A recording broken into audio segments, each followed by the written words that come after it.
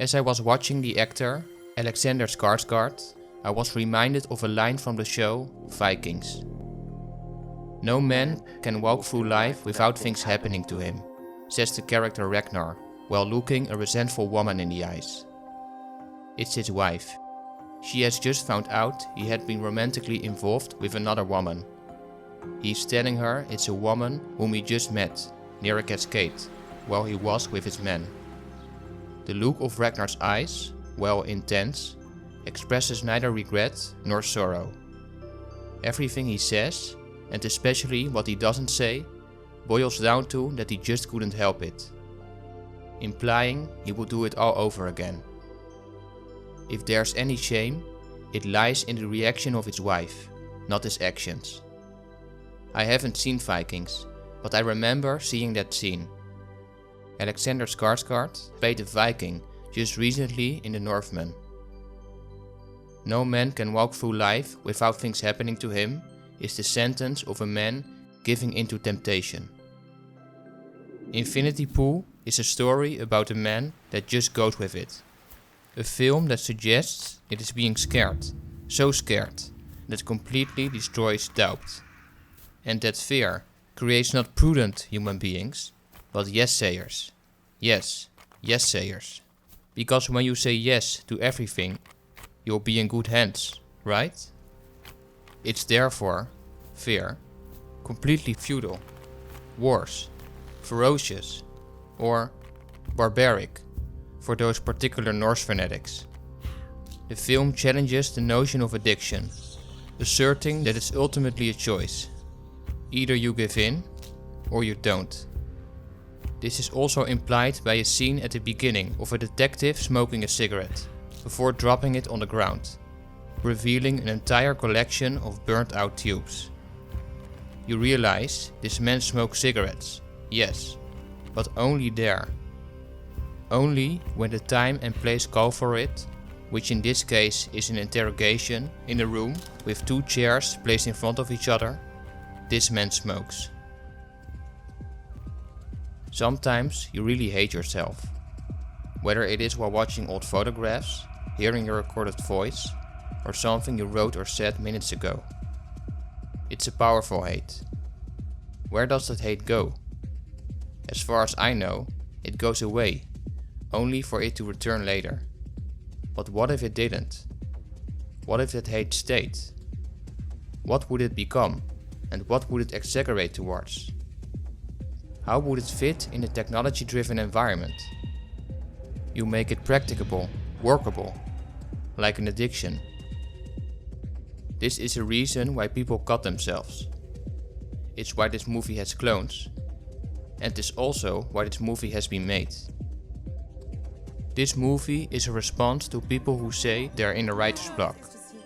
A response to people who say too little in their life has happened to come up with anything to write about. Writer's block?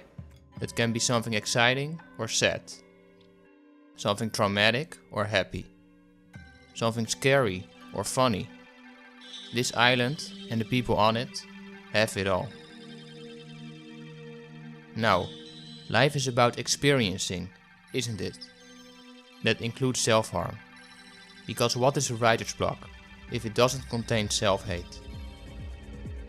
Remember when you heard someone say, "Oh, I'm such an idiot," or "I have no talents." Maybe you said it yourself. Often, these are the things we fear hearing from somebody else. When we say it to ourselves first, we don't have to worry about others saying it. It allows us, in a way, to be ahead of the people we fear being judged by. So, you don't only picture the future with full certainty, you give others the luxury of being responsible for how you feel. Meaning, you go through life expecting a guarantee that if you beat yourself up just enough, you'll have a clean exit. Or heaven. How does physically harming yourself fit into this? As opposed to mentally, we don't generally fear being physically hurt by someone. So, that would mean nothing's really changed. It's the degree in which it has. Feeling like an idiot or believing you've got no talents is different for everyone. While the words are the same, the meaning we give to it varies from person to person. Calling yourself an idiot in order to prevent someone else from saying it is a response, just like a shield is to a sword. You probably have heard someone say it to you before. But what if that response was not to say it, but to believe it to the core, actually physically harming yourself? Calling yourself an idiot also means you believe you cannot. Saying you have no talents comes from the belief that you can. These self-insults are a means to correct oneself, like a teacher addressing mistakes with the belief it will encourage their students to perform better. It's when we find no encouragement in these self-insults anymore, we are forced to move on. No, not move on, but move on. It's when we believe we're fundamentally worthless and no one cares that's how we feel. Self-harm becomes our past, present, and future. It becomes our way to cope. There is some relief in being in bandages, in that your feelings are now valid. There's relief in doing something you chose to do, just like there's relief in you being the one that does the acts, instead of someone else. No one can take that away from you. It's another guarantee that if you're the one that does it, you are first. Like when you do something at work your boss didn't expect, with the belief that, this way, your boss can never say you didn't put in any effort. So, you just do the extra bit. Now, remove the boss. All that leaves is you. However, you can never be sure your boss ain't coming from around the corner, now can you? So, add fear. Now what we have is you and fear. That leaves one thing.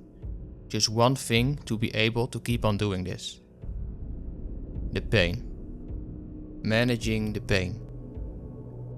I can imagine that's one of the thoughts that would go through one's mind. You see, there's an obstacle, and it's just that saves lives. Mother Nature is, therefore, the true enemy. In this story, there's also an ally. Just like its rival, it's something all-powerful, unpredictable, and perhaps unstoppable. It has brought people to the moon, and now it has brought you your personal clone.